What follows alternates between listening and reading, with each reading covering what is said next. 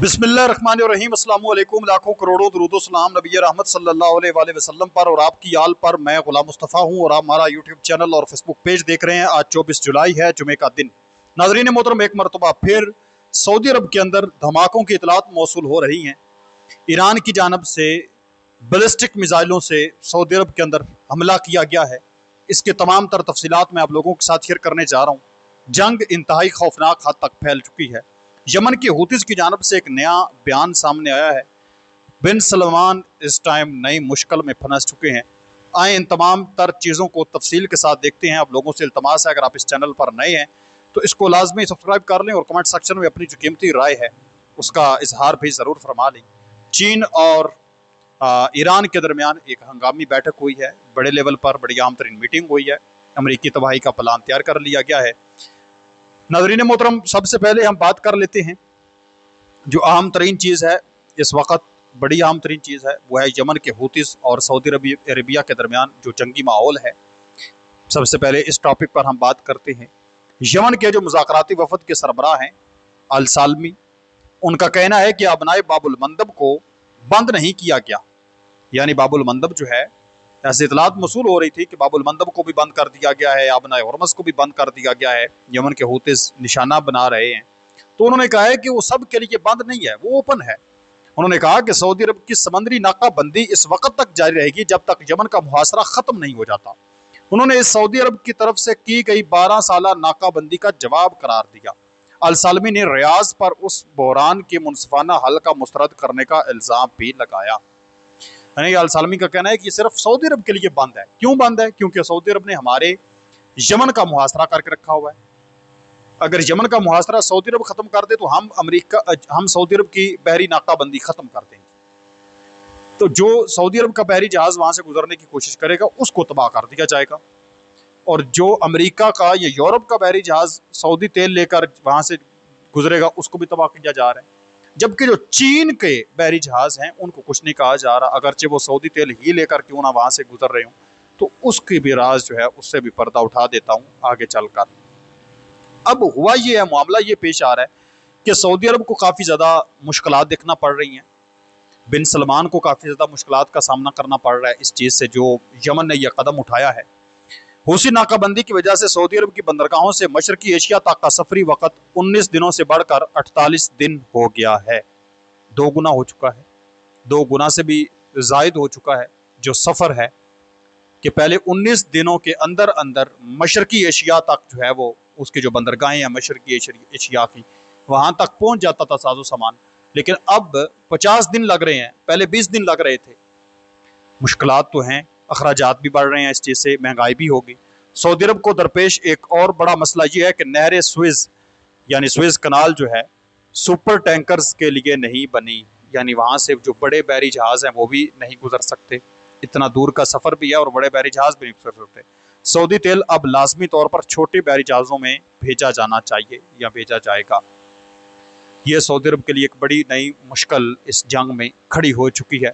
लेकिन ये है कि जब जंगी फिर माहौल बना होता है तो साफ ज़ाहिर है दूसरों को भी तकलीफ होती है और ख़ुद को भी तकलीफ का सामना तो करना पड़ता है।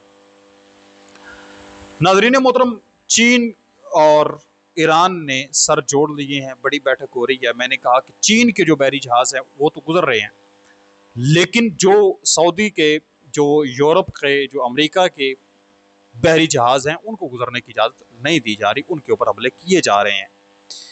ईरानी वज़ीर ख़ारजा सैयद अब्बास अराग़ची और चीनी वज़ीर ख़ारजा वांग यी ने SCO के सरबराही इजलास के दौरान एक अहम तरीन मुलाकात की है, मीटिंग की है। और ये जो शंघाई ताउन तंजीम का इजलास है ये किर्गिस्तान के अंदर इस टाइम चल रहा है। किर्गिस्तान में पाकिस्तान के वज़ीर ख़ारजा इसाक़ डार साहब मौजूद हैं जो पाकिस्तान की नुमाइंदगी कर रहे हैं। अब इन्होंने एक बड़ी अहम तरीन मीटिंग की है और बड़ी अलहदा एक अहम तरीन इनकी बातचीत हुई है चीन और ईरान के वज़ीर ख़ारजा की, जहाँ उन्होंने मुमकिन तौर पर मौजूदा अमेरिका ईरान तनाज़े और अबनाए हुरमज़ और बाबुल मंदब के बारे में चीन के खदशात पर तबादला ख्याल किया है।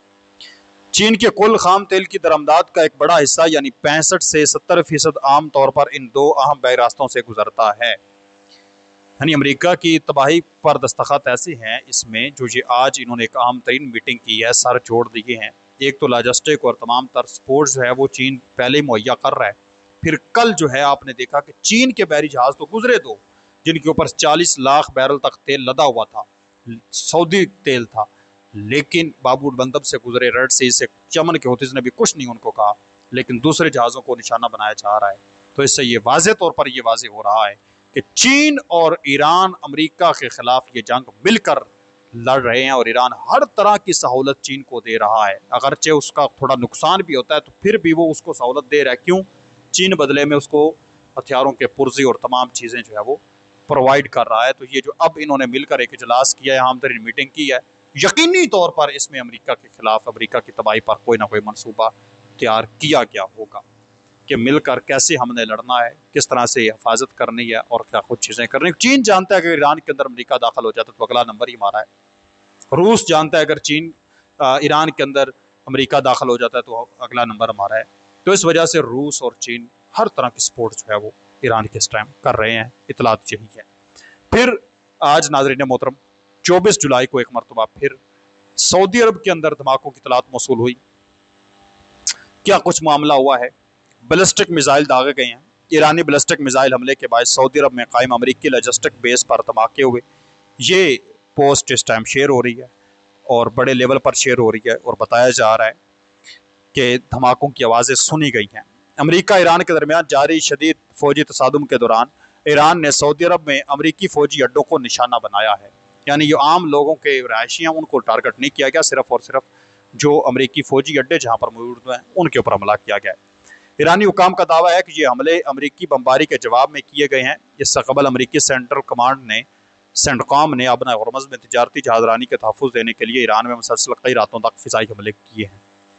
यानी ईरान ने यह बदला लिया है कि जो हमारे ऊपर हमले हो रहे हैं तो हम बदले में अमेरिकी फ़ौजी अड्डों पर ये हमले कर रहे हैं।